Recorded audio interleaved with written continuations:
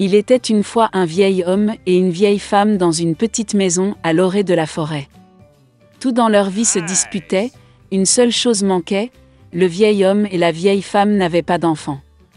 Une fois, le vieil homme a demandé de faire cuire un pain d'épices en forme de petit homme. La vieille femme a regardé dans la grange, et il n'y avait presque plus de farine. Elle a pris un bol, l'a frotté le long de la boîte, l'a brossé le long du fond, et une poignée de 2 poignées environ a été recueillie. La vieille femme pétrit la pâte sur de la crème sûre, et quand elle roula le pain d'épices sur la table, elle le prit et le fit en forme de petit homme, avec des bras, des jambes, avec une tête. Et mettez-le au four. Au bout d'un moment, la vieille femme vint voir si le pain d'épices était cuit, le prit et le mit sur la fenêtre pour qu'il refroidisse. L'homme en pain d'épices s'est refroidi, s'est allongé, s'est couché, mais s'est soudainement levé, et a couru aussi vite que possible hors de la maison, de la fenêtre au banc, du banc au sol, à travers le sol et aux portes, a sauté par-dessus le seuil du porche à la cour, de la cour à la porte, de plus en plus loin. La vieille femme appela son mari, et ils se précipitèrent tous les deux après lui. Mais ce n'est pas si facile d'attraper le bonhomme en pain d'épices. Maintenant, il a déjà atteint le champ où les paysans battaient leur récolte.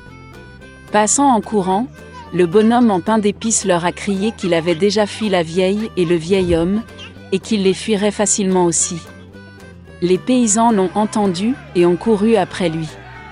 Mais, peu importe la vitesse à laquelle il courait, ils ne pouvaient pas le rattraper. Un bonhomme en pain d'épices a couru jusqu'au champ où les tondeuses tondaient l'herbe. Passant en courant, il leur a crié qu'il s'était déjà enfui de la vieille femme, du vieillard et des paysans, et il les fuirait facilement aussi. Les tondeuses ne pouvaient pas supporter un tel ridicule, tout le monde se précipita après le bonhomme en pain d'épices. Ils courent aussi vite qu'ils le peuvent, mais ils ne peuvent pas rattraper.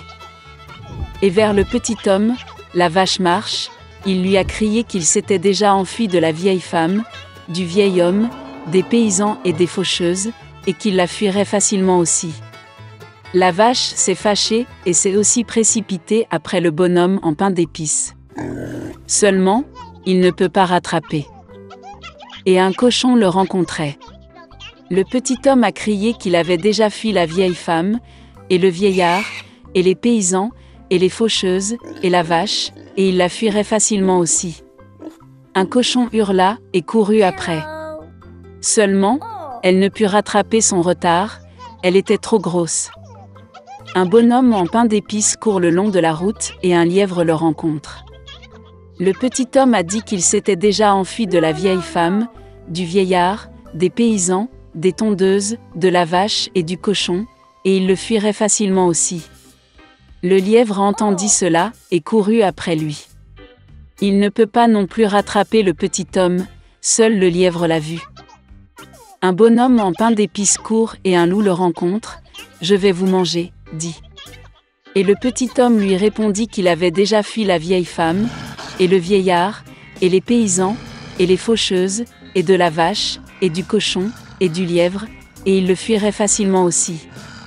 Le loup grogna et se précipita sur l'homme en pain d'épices, et il esquiva et courut aussi vite qu'il le put. Seul le loup l'a vu. Un bonhomme en pain d'épices court et un énorme ours le rencontre. Son petit homme n'avait pas peur, mais criait qu'il avait déjà fui la vieille femme, et le vieil homme, et les paysans, et les tondeuses, et de la vache, et du cochon, et du lièvre, et du loup, et il s'enfuirait facilement de lui aussi. Un ours féroce lui tapa du pied et courut après lui. Mais l'ours était trop lent pour rattraper le bonhomme en pain d'épices. Un bonhomme en pain d'épices court et un renard le rencontre. Le renard était très rusé, mais le petit homme ne le savait pas. C'est pourquoi, par habitude, il se mit à crier qu'il avait déjà fui la vieille femme, et le vieillard, et les paysans, et les faucheuses, et de la vache, et du cochon, et du lièvre, et du loup, et de l'ours, ce qui signifie il la fuira facilement aussi. Le renard a écouté la fin, et a dit qu'elle était très vieille, n'a rien entendu. Elle s'approcha du petit homme et lui demanda de le répéter. Obéit à son idiot de bonhomme en pain d'épices et recommença à se vanter. Le renard a écouté la fin et a dit qu'elle n'avait toujours rien entendu. Elle s'approcha encore plus du petit homme et lui demanda de le répéter. Le bonhomme en pain d'épices a accepté, et alors seulement il a recommencé, alors que le renard se jetait sur lui et mangeait. Et le bonhomme en pain d'épices ne se vantait plus. Il était une fois une fille. Et elle avait des cheveux si beaux et si longs que tous ceux qui la voyaient ne pouvaient pas quitter les yeux. Les brins étaient si légers, juste dorés. Par conséquent, ils l'ont appelée Boucle d'or. Pour toute sa beauté, c'était une petite fille très coquine. Maman lui a toujours permis de marcher dans la cour, mais lui a ordonné de ne pas aller dans les bois derrière leur maison. Boucle d'or était très intéressée de savoir ce qu'il y avait dans cette forêt. Et ainsi, alors que la mère n'a pas vu, elle a en quelque sorte quitté la maison dans la forêt. La fille a longtemps marché dans la forêt. Soit il trouve une baie, puis regarde une belle fleur, puis écoute le chant des oiseaux. Alors elle s'est perdue dans la forêt. Et soudain, elle a vu une maison inhabituelle dans une clairière. Boucle d'or s'approcha de lui doucement. « Je me suis promenée, mais je n'ai vu personne. » Elle a frappé à la porte, mais personne n'a répondu. Puis, elle frappa plus fort et la porte s'ouvrit. Boucle d'or entra prudemment. 3 ours vivaient dans cette maison. Un ours était papa, gros et hirsute. L'autre était une mère ours. C'était plus petit. Le 3e était un petit ours. Les ours n'étaient pas chez eux car ils étaient allés se promener dans les bois. La fille entra dans la pièce et vit 3 bols de porridge sur la table.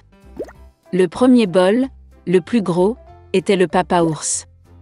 Le 2e bol, le plus petit, était la mère ours, et le 3e, le plus petit, était l'ourson. Près de chaque bol, posait une cuillère, grande, moyenne et petite. Boucle d'or avait tellement faim qu'elle a d'abord voulu manger dans un grand bol. Elle prit la plus grande cuillère, prit le porridge, le goûta, mais le porridge était trop chaud. Puis elle prit une cuillère moyenne, ramassa le porridge, le goûta, mais le porridge était trop froid.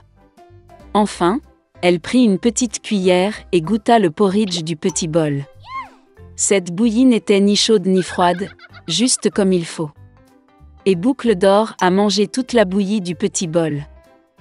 Après avoir mangé, la fille a voulu s'asseoir et a vu 3 chaises près du poêle. Une grande, une autre plus petite et la 3e, très petite, avec un petit oreiller rouge. D'abord, elle a essayé de monter dans la plus grande chaise, mais n'a pas pu. Ensuite, la fille a essayé de s'asseoir sur la chaise du milieu, mais c'était très dur et inconfortable. Finalement, elle s'assit sur la plus petite chaise, et c'était parfait pour elle. Boucle d'or a tellement aimé la chaise qu'elle a commencé à se balancer dessus. La chaise a craqué, s'est cassée et elle est tombée au sol. La fille s'est levée et est allée dans une autre pièce. Il y avait 3 lits, grands, moyens et petits. Tout d'abord, Boucle d'or est montée sur le premier lit, mais il était trop haut et trop dur. Je me suis allongée sur celui du milieu, il était trop spacieux et mou. La fille s'allongea sur le 3e plus petit lit. Elle était juste pour elle. Boucle d'or se sentait si confortable et douillette qu'elle s'est rapidement endormie. La fille dormait profondément lorsque la famille des ours est revenue à la maison. Les ours ont eu très faim et sont immédiatement allés à table. En voyant son bol, papa ours s'est vraiment mis en colère. Quelqu'un mangeait mon porridge. Il grogna. La mère ours regarda aussi dans son bol et grogna moins fort. Quelqu'un mangeait aussi dans mon bol. Et l'ourson, voyant son bol vide, a pleuré bruyamment. Quelqu'un a pas simplement mangé de mon bol, il a mangé toute ma bouillie. Les ours ont senti que quelque chose n'allait pas, ont quitté la table et ont commencé à regarder autour d'eux. Papa ours remarqua que quelqu'un bougeait sa chaise et grogna d'une voix terrible. Quelqu'un était assis sur ma chaise. La mère ours regarda sa chaise et se plaignit. Quelqu'un était assis sur ma chaise et l'a déplacée de sa place. Et puis, l'ours a regardé sa chaise cassée et a encore pleuré fort. Quelqu'un ne s'est pas simplement assis sur ma chaise, mais l'a cassée. Les 3 ours entrèrent prudemment dans la chambre. Quelqu'un était allongé sur mon lit et l'a froissé. Papa ours rugit d'une voix terrible. Et quelqu'un était allongé sur mon lit et l'a froissé, grogna la mère ours. L'ours en peluche a regardé son lit et a pleuré à nouveau. Quelqu'un était allongé sur mon lit aussi. Et puis il a vu la fille et a crié d'une voix mince, et dort encore en elle. Papa et maman ours sont allés au lit et ont vu qu'une petite fille dormait là. Boucle d'or s'est réveillée du cri d'un ourson et a eu très peur. Il y avait 3 ours devant elle. Elle a immédiatement sauté hors de la maison et a couru partout où ses yeux regardaient, sans se retourner. La fille a couru pendant un long moment, était très fatiguée, puis elle a vu sa mère, qui cherchait sa fille disparue dans la forêt. Depuis, Boucle d'or a toujours écouté sa mère et n'a rien fait sans sa permission. Elle est devenue une fille très obéissante, gentille et gentille.